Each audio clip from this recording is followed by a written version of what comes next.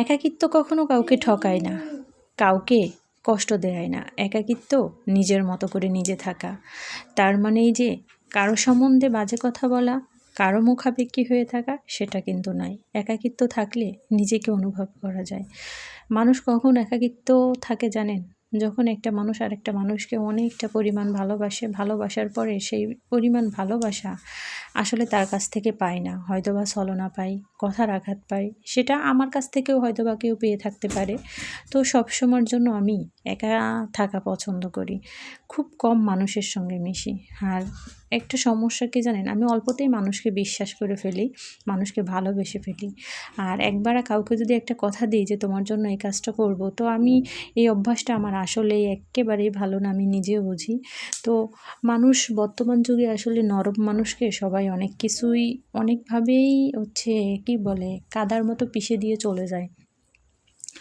আর যারা চালাক মানুষ তারা এই যুগে ভালো থাকে। আর আমি একাকিত্ব বা ঘোরাফেরা এদিক থেকে একেবারে খুব মানে ইজি না, আনস্মার্ট। কেন জানেন? এই যে এদের বয়সটা দেখেন, এদের এই বয়সটায় আমি কখনো এভাবে সাজিনি।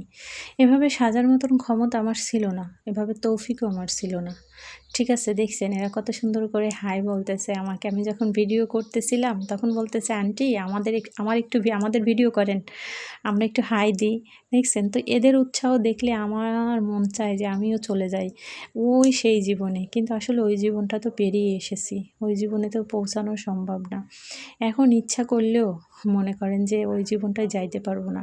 হ্যাঁ, এখন হয়তো বা বলতে পারেন এই বয়সেও করা যায়। হ্যাঁ, করা যায়, করতে ইচ্ছা হয়, আমারও ইচ্ছা হয়, আমারও মন চায়, আমারও সাজতে মন চায়, আমারও ঘুরতে মন চায়। তো সব কিছু মিলায়ে হয়তো বা সংসার, সন্তান, বাচ্চা কাচ্চা মিলায়ে যে আলাদা নিজের জন্য একটু টাইম বের করে সুন্দর করে সাজ, এটা আমি সাজতে পারি না। এই যে দেখেন না, আমি একদম সিম্পল, আমাকে দেখেই তো বোঝা যাচ্ছে। আমি আসলে একেবারে মানে সিম্পল থাকতে পছন্দ করি। সাজগোজ আমি পারি না, তো এই জন্য সাজি না। আর সাজলেও আমাকে নাকি ভূতের মতো লাগে, ভালো লাগে না। এটা আমার কথা না, এটা আমার হাজব্যান্ডের কথা। আর কেন সাজি না জানেন? কারণ ওই বয়সটাতে অনেক কষ্ট করছি। তো ওই বয়সটা যখন পাইনি গল্প করার জন্য, ঘোরার জন্য, তখন এই বয়সে এসে আর কি করব, বয়স তো শেষ। বিবাহিত জীবন অনেক বছর পার হয়ে গেছে। বিয়ের পরেও কখনো ওইভাবে ঘোরা হয়নি।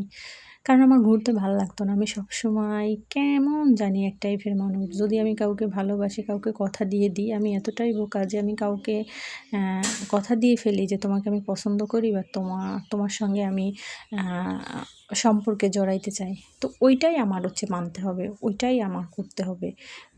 মানে আমি এই টাইপের আর কি একটা মানুষ। তো সম্পর্ক বলতে সম্পর্ক জড়াইতে হবে, তার মানে যে তার সঙ্গে প্রেমের সম্পর্ক সেটা কিন্তু না। ঠিক আছে? সেটা মানে বন্ধুত্ব সম্পর্ক, ভালো সম্পর্ক এগুলা।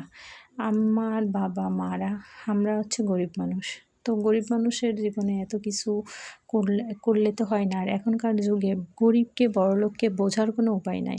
এখন সবাই আধুনিক বলে না, আধুনিক ডিজিটাল বাংলাদেশ, ডিজিটাল মানুষ, সবাই ডিজিটাল হয়ে গেছে। তো আগের সঙ্গে এখনের আকাশ পাতাল ব্যবধান। হয়তোবা এই যে আগামী প্রজন্ম, আমাদের বাচ্চা-কাচ্চারা, তাদের বাচ্চা-কাচ্চা হবে, তো তারা মনে হয় আরও আপডেট হবে। ততদিন ভাগ্যে আছে কিনা জানি না, আল্লাহ পাক ভালো জানে। তো এটা আসছিলাম আমার ছেলের স্কুলের অনুষ্ঠান। তো আমার ছেলে পাবলিকে পড়ে। তো তাদের স্কুলের অনুষ্ঠান ছিল বার্ষিক ক্রীড়া প্রতিযোগিতা। ওই প্রতিযোগিতায় আসছিলাম অনুষ্ঠান দেখার জন্য।